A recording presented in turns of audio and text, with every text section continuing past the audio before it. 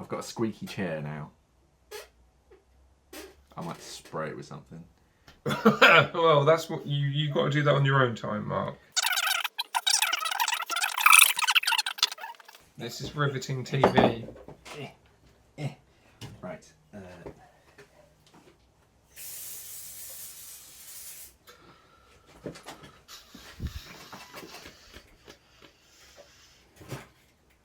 And the squeak is gone.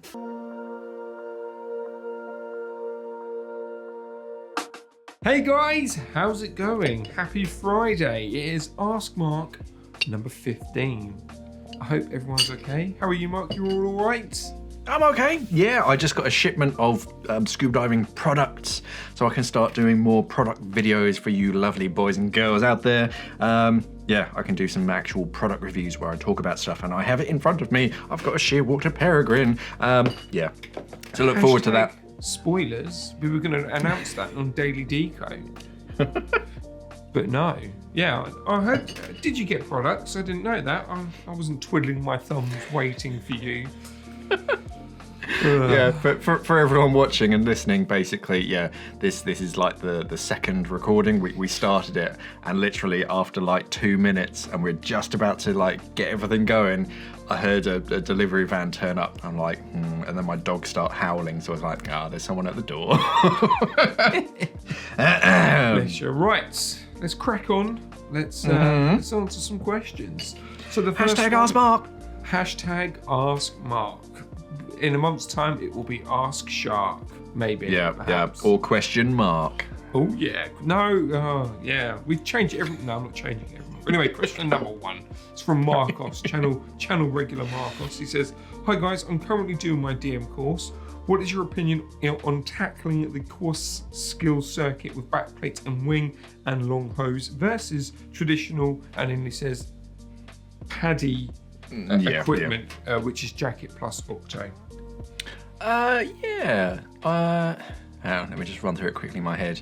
I mean, it's really beneficial for the students when you are a dive master to wear like backplate and wings and long hose primary donate, because it exposes them to a different way of diving. So it is beneficial for them.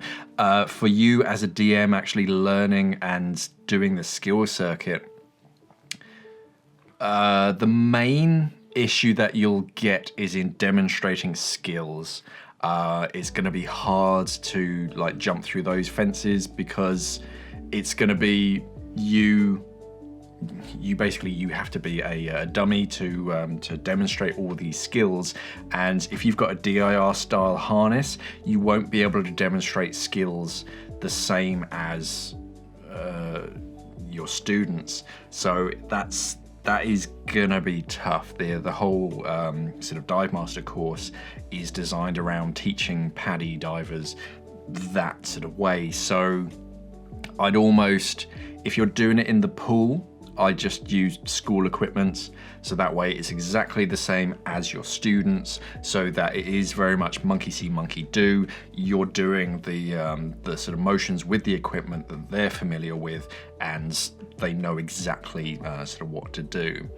When you then go into open water, then yeah, it should be a little bit easier to just wear backplate and harness, because yeah, it'll be good for the student. You've always got the instructor there as well, because the instructor is really there to facilitate things and teach the skills. So it'll be a good, interesting sort of talking point for the students to be able to say, right, well, this is how we teach, but there are also different ways of diving and having your equipment. Marcos here, he's wearing a more of a DIR long hose donate, so that they can go, oh, okay, that's interesting, and then they can consider that when they sort of go into sort of proper.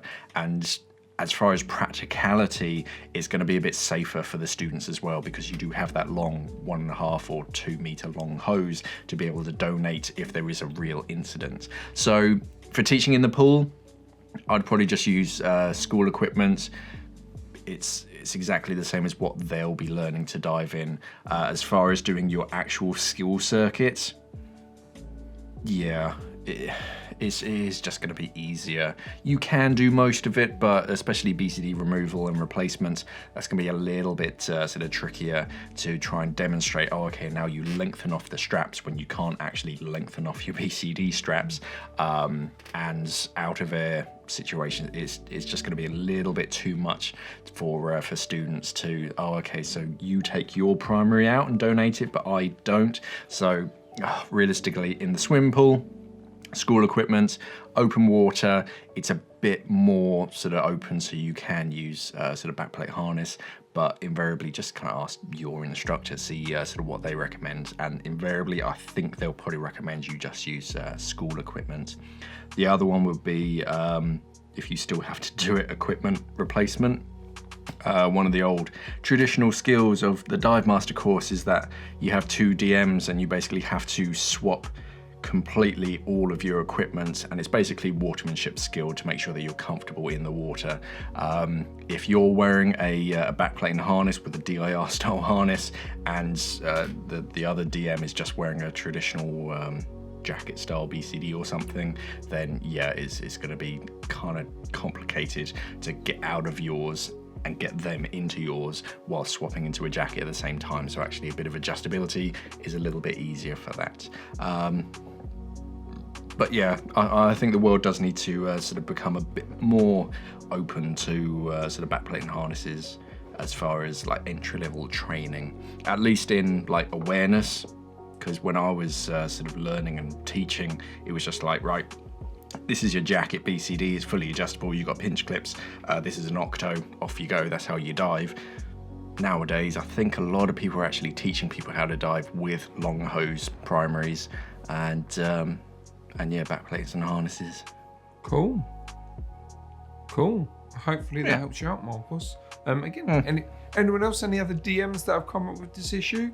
Or you've got your own thoughts on it? Pop it in the comments below. So the second question is from Instagram. So thank you very much to our new Instagram family that are watching Ask Mark on there for your questions on there. And this is from Traveling Teacher Tales. She says, hi, I love the podcast or pod and listening to it in the gym. Awesome, that's great to hear. Not watching your videos yet. And then there's a couple of questions like, you definitely should check out our videos. How dare you? Don't say that, alienate. We love the podcast. I'm nurturing the podcast. You don't have to see us. No, you don't want to see us. Especially me before coffee. Anyway, the Traveling Teacher Tale says, I'm not sure whether to buy the XDeep frameless or the the Apeks. There's a lot of X's, aren't there? Yeah, the Apeks VX1. Help. I don't have a big nose, and I'm now kind of hanging up, waiting for the UV version of the VX1 since one of these tropical. I actually have one here. Yeah, okay. What a coincidence. Anyway, I've kind of answered my own question, but wondering if there's much difference between the two to sway me towards the XDeep. So we're comparing the XDeep frameless, which I think is officially named the Radical mask. Radical. Man. And the Apeks VX1 mask. She's more after specifically, the UV one. The UV one, which I actually have here. Comparing them both, I mean, they're both single lens, frameless design, fairly generic black or clear. Apeks comes in the white and grey, which is kind of cool as well. But yeah, it does come in the UV protected sort of version. They both are optical grade, or at least reduced imperfections glass. But yeah, the Apeks, the VX1, is the only one, because the XDeep doesn't come with a UV protection version yet that I'm aware of.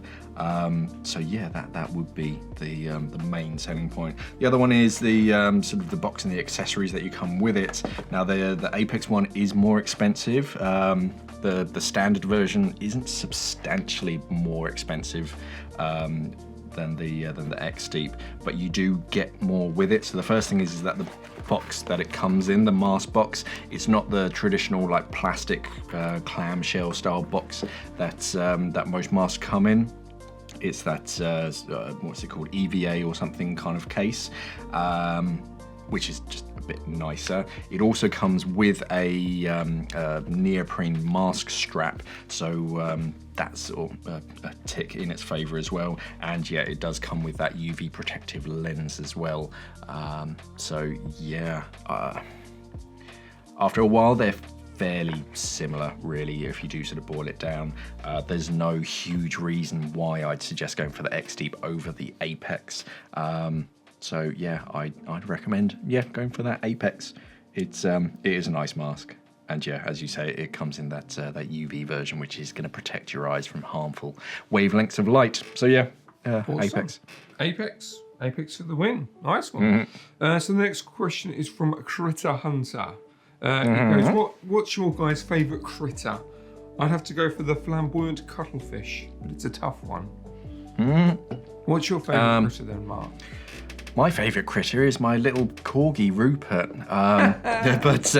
But no, when I'm diving, I'm partial to a thread fin butterfly fish, which is quite hard to say, a thread fin butterfly fish. Just because they're kind of stripy and they got that long sort of yellow dorsal.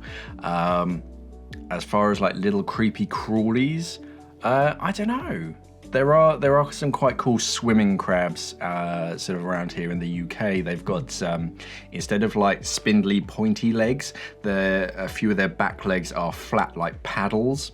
And they can have a decent attitude when you're in the water. If you swim a bit too close to them, they do the sort of Finding Nemo, oi, which is quite fun to watch. And yeah, they are quite colourful. If you just glance at them, they're just kind of green and murky, but they actually have some sort of red details on them, which is quite interesting. Cool. So yeah, probably swimmer crabs or something. Cool. But out in tropical waters, yeah, like a thread fin butterfly fish. Yeah, they're quite cool. I do like them. Cool. I don't really have any critters. Because I've never seen them up close and personal underwater. But I do love false killer whales. That's my go-to. As a general marine animal, I love false killer whales. They're cool, man. They're cool. What are your favourite critters? Let us know in the comments. If you've got any videos of your favourite critter, paste the video down there, and then we'll accept it as long as it's all above board. We'll accept it. We'll accept it. We will accept it. And then it will appear in the comments. Right. Next question is again from Instagram. It's csmith215. He says, I saw the question about the computers. Cool. But what would you say is the best for someone who's never done open water yet? Okay. So if you're just starting out, there's a couple different routes that you can go down. You either go down the sort of very inexpensive route. I've been trained very hard not to say the word cheap. It almost, I can't remember what the wording was, but it infers that it doesn't have a value if it's cheap, whereas inexpensive just means it's cheap. So you could go down the like a Aqualung i300 kind of route, which is a very cost-effective dive computer, does everything that you want. Or if you want the best dive computer that's aimed at really sort of entry-level recreational diving, that can sort of continue on with you up until like at least instructor. Something like a Shearwater Peregrine is a lovely dive computer. It sits at a really sensible price point for all of the features because it's got a color screen, rechargeable battery, it's wireless rechargeable, Bluetooth and all that kind of stuff, and it'll set you up really nicely for technical diving if you ever decide to go down the technical route. So yeah, I mean, those would be my two choices. If you're looking to at least start off with a great dive computer, something like the Aqualung i300C, sensibly priced, it's got nice features, it's quite easy to use as well, it's got lots of buttons. Try and find a dive computer with as many buttons as possible, because I've played around with dive computers with a single button and it's quite hard. So you want something with multiple buttons so that you can go backwards and forwards and select instead of just pressing a single button to try and cycle through things, because if you miss something, you got to go round a whole cycle again. It is just not worth it. So yeah, I like computers with lots of buttons, something like the Aqualung i300C, or if you do want the best, then yeah, something like a Shearwater Peregrine is a really nice dive computer, very easy to use, and yeah, color screen, all that kind of stuff. So it's very intuitive, and it's, if you ever do end up going into more advanced diving, then it'll lead you up to advanced diving quite naturally. It's not such a sort of a culture shock to go from a Peregrine to something like a technical dive computer. Cool, excellent. Or buy a Terek. I had to get that in there. I say it all the time. Or a Shearwater Terek. Buy a Terek. It's only 5 times as expensive, but doesn't matter. It's a Terek. Set you up. I mean, it doesn't have Tetris, which is a negative, but hey hum. So the next question is from Mark Gardner, or Gardner. He says, with not having been able to dive for such a long time, I'm guessing there are a lot of people out there that need a refresher. My question is, can this be done without doing a course? Seems a bit of a rip-off paying for a course where you get some online stuff that can't be done any different to the open water theory. Hope you can make sense of what I'm asking. Yeah. So after 6 months of non-diving, you are supposed to do a refresher course. With Paddy's, I think they do call it refresh course, because it always used to be a scuba review, which was a bit more formal, where yeah, you'd sit down, you'd go through a like a knowledge review questionnaire, and we'd check your answers in the classroom, go through anything that you didn't understand, and then we jump in a swimming pool or a safe confined sort of water, and then go through all of the basic skills. And yeah, that would take quite a lot of time, and it wasn't bonkers expensive, but it was a fair amount of cost. The refresh or refresher, whatever they call it now, is a bit more prescriptive. So they only really go over what you want to practice. So it's much faster. It could be cheaper. It was, what do you call it? They brought it into effect after I stopped teaching. So I don't know what the going price of a refresher course is. So yeah, a lot of people are going to need that. One way around it would be if you join a diving club, especially one that has their own pool, so at least you can get in the water and you can practice your skills, and that kind of gets around the sort of the official refresher, because as much as you can't really log the dive, at least if you go to like a liverboard or somewhere and they see, oh, when was your last dive? You can say, well, I've been sort of diving at my sort of my local club. Then that's kind of, oh, okay, he's still on top of his skills, and it's getting you, as long as you do it properly and you do actually practice your skills and get all of your gear back up and running, making sure that all your skills are sort of up to scratch, then yeah, that's a way around it. But the important thing is not to lie to yourself and just go, oh yeah, this is perfectly fine. I've done mask replacement and removal and whatever, sort of whilst kneeling down in a 1 meter deep swimming pool. You actually do need to try and do it neutrally buoyant and do test yourself and your buddy as well, to make sure that you're back in the swing of things and you do actually understand things. That's why it was quite good to do it with a dive master or an instructor, because we don't let you get away with things. Basically, if you don't do things perfectly, we're like, oh, okay, well, let's try that again, just so that you're more confident in the water, so that if something surprisingly happens in open water, yeah, at least you're prepared for it. But yeah, there are going to be a lot of refresher courses sort of going to happen in the next year or so, people dusting off their dive equipment. But yeah, just find a safe space as well, and just practice your skills. But yeah, a club would be a good way around it, because it's a bit more official than just nipping to your local diving lake and just jumping in. Cool. We should start our own Simply Scuba club. Can do if you want. Cool, thanks. I'll let you be in charge of that. No, you can be executive. Chief Financial Officer. Already bankrupt. So, next question is from Jason Schiffer. I want to say Schiffer. He left this comment. Sure. or message on Instagram. It says, mate, question, and this is a question he's not got an answer from anywhere before. So I'm guessing he's asked several other people before he reached out to you, Mark. Scuba cylinder on planes. I'm a massive air pig, but hopefully improving. I have an 18-litre cylinder and I'm flying to North Queensland, Australia. But why wouldn't you want to for a liveaboard? My plan is to remove the valve from the cylinder for the flight. Have you known any crazy people, he doesn't say people, like me? I love the video. So yeah, diving cylinders, airplanes, 18 litres. Is it safe? What does he need to do? Help him out, son.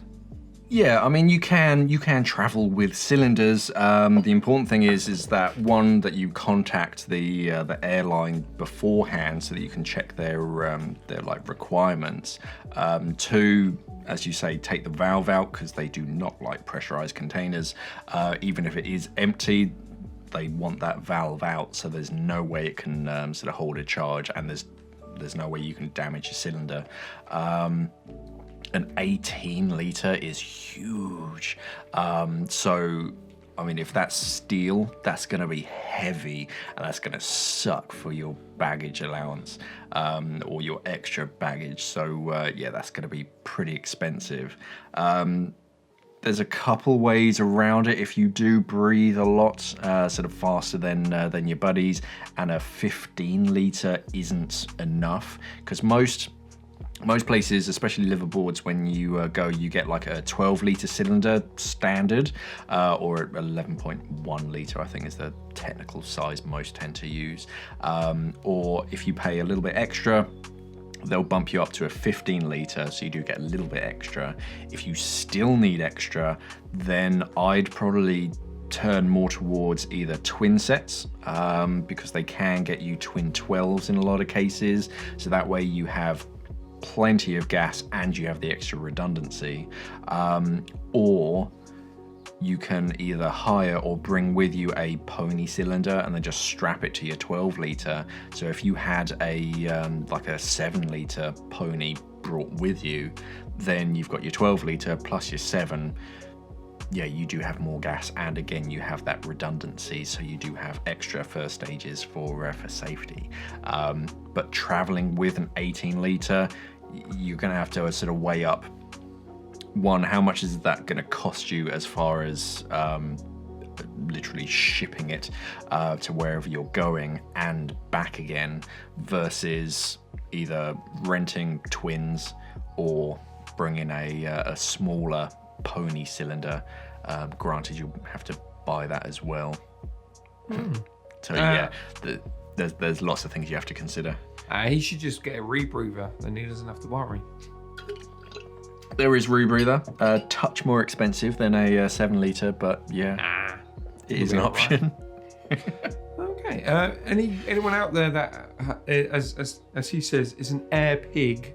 What have you done to, one, reduce and calm down your breathing, but have you travelled as well with cylinders? Let us know your stories, your details below, and maybe we can help him out. Yoga. As well. Yeah. Just yoga helps a lot. Dog that yoga. Focuses. Doggy yoga. No, my two do not like it when I do yoga. Yeah, well, they're like, oh, it's playtime. And your name. That's why you have to close your curtains, and you're not allowed to go in the garden when it's sunshine. No, yoga, it focuses a lot on your breathing, so it does help scuba divers. But yeah, if you've got two dogs, they're like, oh yeah, you're playing on the floor, let's play. And like, no, I need space. No. There we go then, yoga. Right, so the next question is from Greg. I'm not going to even pronounce. Gregor Brzeskiewicz. Cool. If that's your name, that is an awesome name. I apologise for not. I'm just saying Greg, because I'm not even going to attempt it. But there's a lot of Z's, there's a lot of C's and Y's, and just a lot of consonants just thrown into that name. He was typing it in and he sneezed. If you didn't, that's like, that is your real name, I do apologise. There's an old joke, and it's one of those eye tests at the opticians, and the guy says, "Oh, can you read the bottom line?" And he's like, read it. I know the guy. And it's just this jumble of letters. That's funny. Anyway, good old Greg. He says, Yeah. Hey Mark and Sean, are there any canister lights you would recommend? I've never used one before. Is a can light worth it? Less and less nowadays with batteries. Actually, you can get some small compact torches that are just as powerful and do have the burn times. Because the main benefit of a canister light or a cable light or whatever you call it, an umbilical torch, was that you had a separate light head that attached to.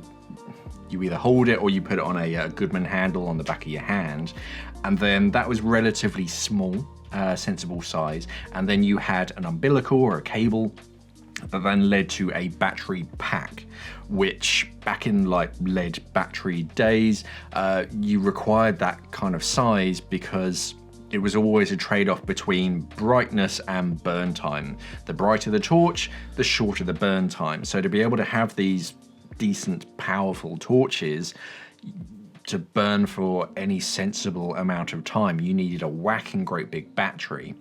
So that we had canister lights. But now that we've got into lithium ion and all the clever rechargeable battery stuff, they're much more efficient now. So to be able to stay at those high powers, we also have LEDs as well instead of HIDs and all that kind of stuff.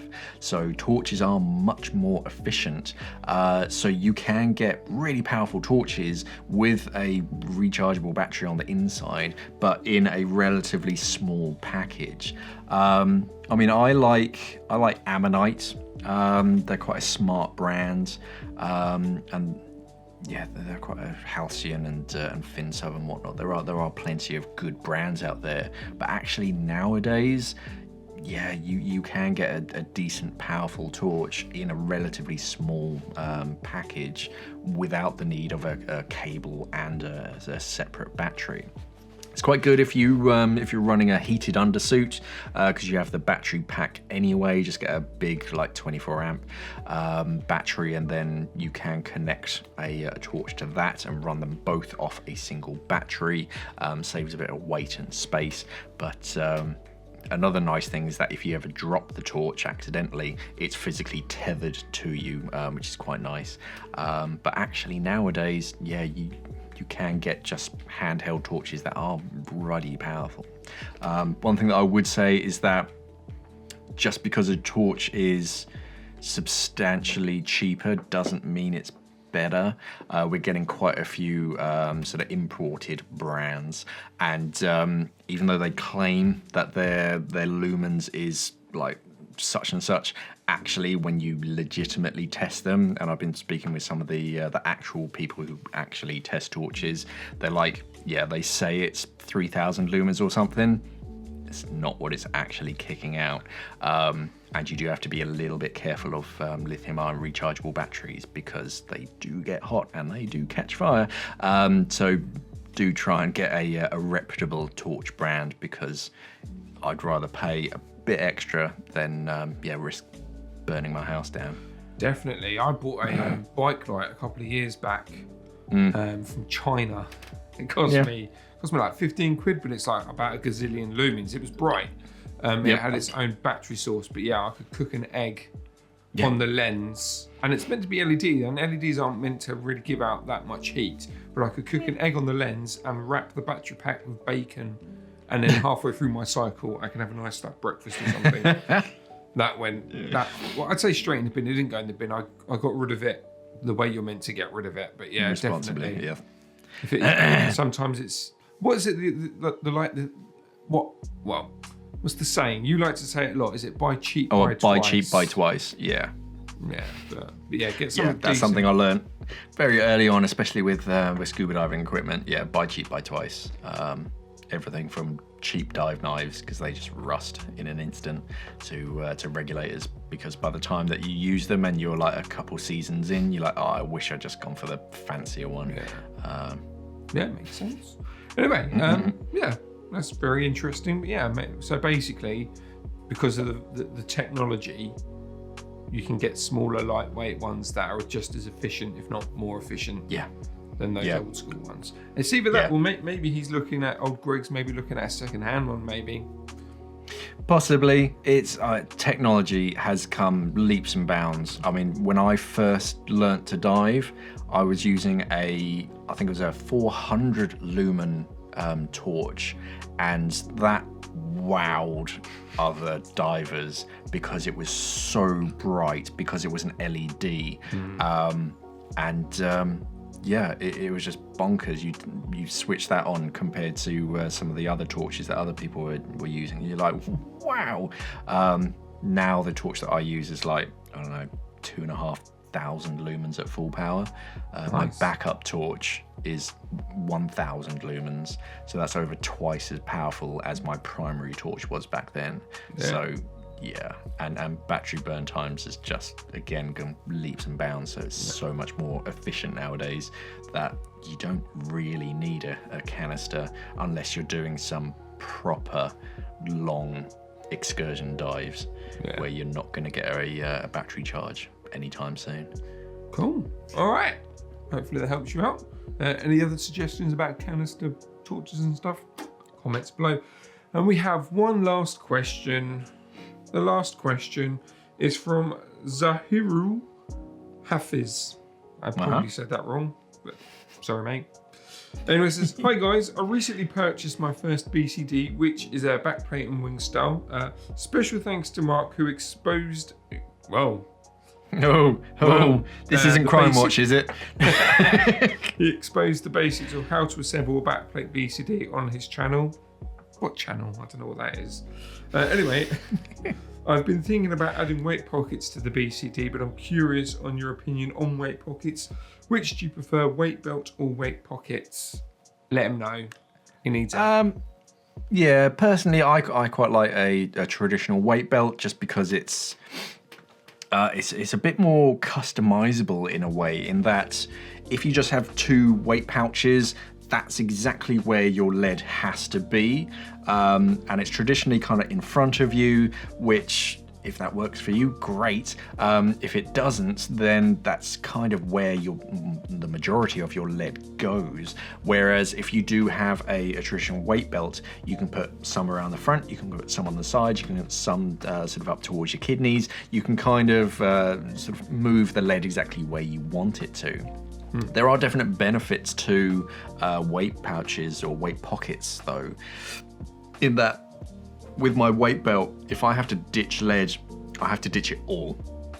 Whereas with integrated weights, you can ditch one pocket just to maintain positive buoyancy, but you still have some. So if you are at depth, you're not going to shoot up. Whereas if I drop my entire weight belt, then yeah, there's nothing slowing me down. Whereas, yeah, with weight pouches, you can kind of control it. I've no real objections. I mean, yeah, they are technically failure points where the lead could, the release mechanism could sort of ditch.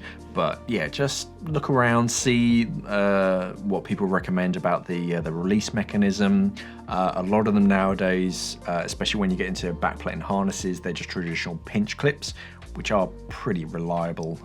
You have to go some to actually release that mechanism accidentally, and they do have sensible size options as well. Just try and find one that can either bolt to your backplate, because as soon as you put lead in it and lean forwards, if it's not physically attached to the backplate at the back, the weight might want to slide forwards, which can be a pain.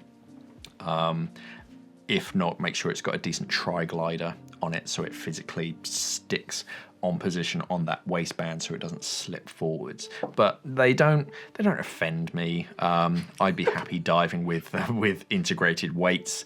It's not strictly DIR, but hey, nothing is really.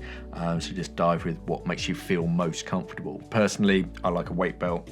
Touch wood, it's never given me ever given me any grief, and I just find them a bit more customizable. You can put your lead exactly where you want it, and you can double up in places if you want to. Cool, makes sense. Awesome, man. Well done. You know your stuff, don't you? I've played this game many times before. And that is it. That is the end of askmark 15. If you have any questions for Mark, just add the hashtag askmark and then your question either on YouTube or on Instagram. We will find it, we will track it down, and then we'll add it to the show. That's if one Mark can answer it, which he can do, or if he finds it interesting, or whether it's a question we can share to hopefully inspire other people as well. And also to get your comments. If we think that Mark's got a point, but you might have another point or something to add on. You guys always seem to have a nice discussion in the comments below, which is awesome.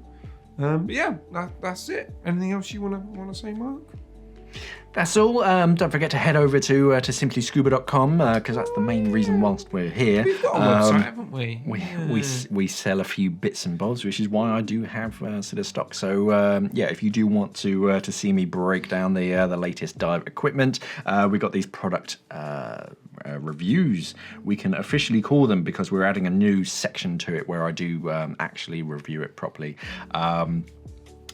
So yeah, stay tuned for that. If you want some of our latest scuba diving merchandise, there's going to be a link in the YouTube video. If you're watching this on YouTube, there's going to be a link just down here somewhere to our Teesprings, although I think they're technically called Springs now. Yeah. I don't know, something like that. Like my latest hoodie. I don't know what we called this, but this is the Dive Team hoodie. That's what I called it because it's got Scuba Dive Dude, Team written on the back. That's just Scuba Dude. Yeah. That'll do. And yeah, we've got all sorts of different designs, and we're thinking about coming up with like seasonal designs as well, so limited edition ones going forwards. So if there is something that you want to see in particular, let us know down in the comments below. As Sean said, if you do have any questions, comments, queries, or even corrections, just use the hashtag askmark in your comment, and that way it's much easier for us to find it. Thank you for watching, everybody, and of course, safe diving. Stay classy, scuba divers.